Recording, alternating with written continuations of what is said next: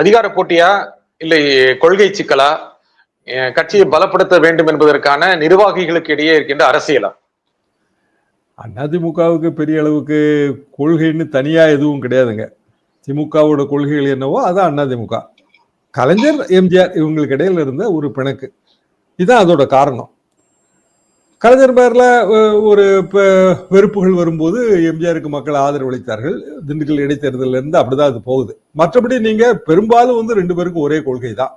எம்ஜிஆர் சட்டமன்றத்தில் ரெண்டு பேருமே இரட்டைக்குழி துப்பாக்கி தான். மொழி நலன், மாநில நலன், இதுல எல்லாம் சுயாட்சி, இதுல எல்லாம் இரட்டை குழல் துப்பாக்கி தான் சட்டமன்றத்திலே சொல்லியிருக்காரு. ஆக மொத்தத்துல கொள்கை குழப்பம்னு வர்றதுக்கு வழியே இல்லை. அதிமுக கோச்சிக்கிட்டு போய் திமுக இன்னைக்கு அமைச்சர்களாக ஜொலிக்கிறவங்களுக்கும் என்ன பெரிய கொள்கை டிஃபரன்ஸ் இருக்கு? ஜெயலலிதா அவர்களை கொள்கை பொறுப்பு செயலராக நியமிக்கும் போது கலைஞரை என்ன விமர்சனம் வச்சாருன்னா, என்ன கொள்கை இருக்குன்னு சொல்லி அதுக்கு ஒரு கொள்கை பொறுப்பு செயலாளரை நியமிக்கிறாங்கிற விமர்சனம் வச்சாரு. திமுக இப்ப கொள்கை பொறுப்பு செயலாளர் வச்சிருக்கு.